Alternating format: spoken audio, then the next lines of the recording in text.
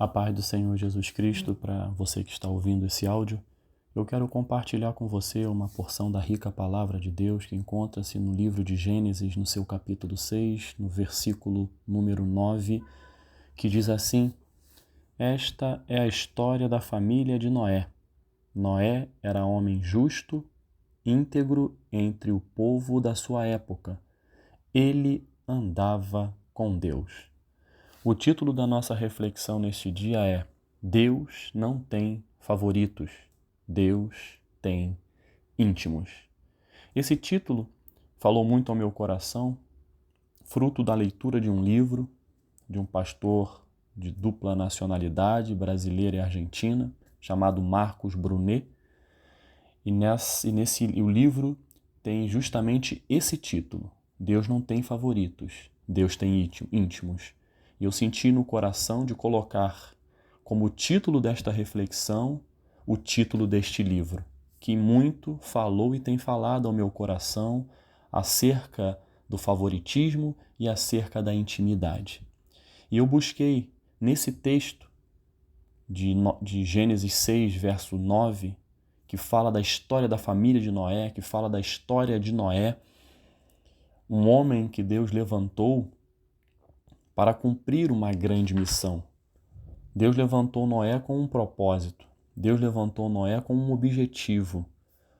A missão de Noé era construir uma arca, porque o local, aquele povo, o pecado era tanto que Deus sentiu a necessidade de limpar a terra do pecado.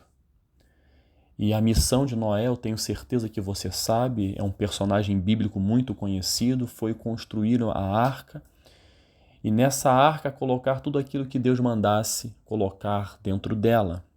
Os animais, a família de Noé e todos aqueles que quisessem entrar na arca. A arca estava disponível. Noé pregou, Noé falou da importância de se construir uma arca, de entrar na arca, porque haveria um dilúvio que tomaria toda a terra. Então Noé foi escolhido para cumprir uma missão nobre, uma missão dada pelo próprio Deus. E no versículo que nós lemos, está bem claro que Noé não era qualquer homem. Era um homem justo, ok? Era um homem íntegro, ok? Entre o seu povo.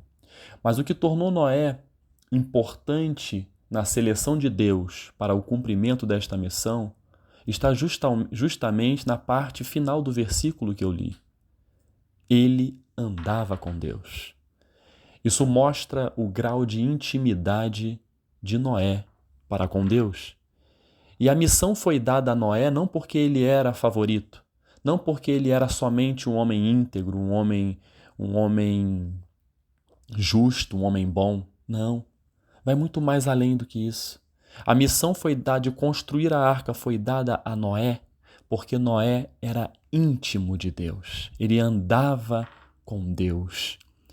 A palavra de Deus nos diz em Salmos 25:14 que a intimidade do Senhor é para os que o temem, aos quais ele dará a conhecer a sua aliança.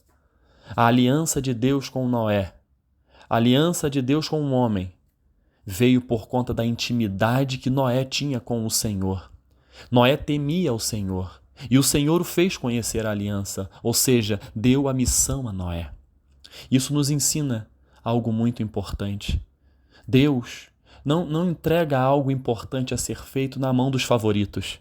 Deus, ele entrega a missão, a obra na mão daqueles que são íntimos, porque Deus não tem favorito, porque a própria palavra diz que Deus não faz acepção de pessoas. Jesus Cristo, quando veio ao mundo e morreu, não morreu por A, B ou C. Jesus Cristo morreu por toda a humanidade. Deus não faz acepção de pessoas e por isso ele não tem favoritos. E nós podemos reportar isso para a nossa vida diária. Aquele que é pai, aquele que é filho, às vezes pensa que o pai tem tem um filho como favorito em relação ao outro. Meu pai gosta mais de A, meu pai gosta mais de B. E quando você é pai, você entende que isso não é verdade. O amor de pai, ele é um amor para os seus 2 filhos, 3 filhos, 4 filhos, quantos filhos os pais tiverem. Os pais amam de maneira igual. Mas a intimidade é diferente. A intimidade de um filho para com o pai, isso aí depende da iniciativa do filho. Da iniciativa do filho. Porque o pai quer ter intimidade com todos, mas a intimidade, a proximidade, isso aí é escolha. É escolha do filho. Não existe. Para Deus não existe favorito. Para Deus existe íntimo. E Deus, Ele tem os seus íntimos. Nós temos na palavra exemplos para que você não fique somente no que eu estou falando, mas de acordo com o que está na palavra. Se você for estudar, for pesquisar, você vai ver que Pedro, Tiago e João, esses que faziam parte dos discípulos de Jesus, eles eram os mais íntimos. Mas não significava que Jesus amava mais Pedro, Tiago e João do que os demais. Não, eles eram mais íntimos, eles eram mais próximos. Eles buscavam estar presente ao lado de Jesus o tempo todo. Perguntavam, clamavam, ouviam. Jesus não fazia acepção entre os seus discípulos. Mas esses 3 eram íntimos. Por quê? Porque buscavam estar ao lado de Jesus. E no texto que nós lemos, mostra que Noé andava com Deus. Então Noé buscava a intimidade com o Senhor. A intimidade com Deus é questão de escolha, caro ouvinte. É questão de posicionamento. A palavra de Deus diz que o Senhor quer ter intimidade com todos. Porque Ele é Deus, Ele é o nosso Pai e Ele quer ter a intimidade. Porém, a palavra de Deus está bem clara em Apocalipse 3:20. Eis que estou à porta e bato. Se você abrir a porta do seu coração, eu entrarei, cearei com você e você comigo. Isso demonstra algo chamado intimidade. Deus quer ter intimidade, mas Ele não força, Ele bate. Se você entender neste dia que Ele não tem favoritos, que não tem filho A, B ou C, que Ele ame mais do que o D, E, O, F e F, você vai entender que Ele não tem favoritos, que Ele tem íntimos e Ele quer intimidade. A intimidade, o nome já diz, é algo entre você e Deus. É na sua caminhada de fé que você vai se relacionar com o próprio Deus. A intimidade é questão de escolha, é questão de posicionamento. Mas você tem que entender que um preço você vai ter que pagar. Em que preço? É preço de busca. É preço de você entender que precisa separar tempo para orar, para meditar na palavra, para jejuar. Sabe por quê? Porque o próprio Jesus fez tudo isso. Jesus é o nosso maior exemplo em tudo. Jesus é o maior exemplo de intimidade com Deus. Jesus, ele orava. Jesus orava muito, subia ao monte para orar. Jesus jejuava. Jesus meditava nas Escrituras e Jesus falava das Escrituras na sinagoga. Jesus é o maior exemplo de obediência.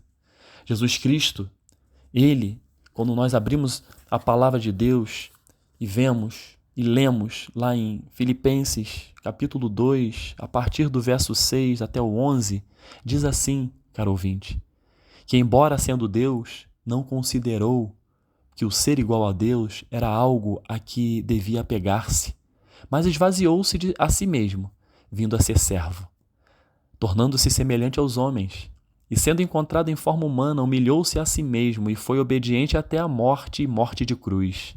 Por isso, Deus o exaltou à mais alta posição e lhe deu o nome, que está acima de todo nome, para que ao nome de Jesus se dobre todo o joelho, nos céus e na terra e debaixo da terra, e toda língua confesse que Jesus Cristo é o Senhor, para a glória de Deus Pai.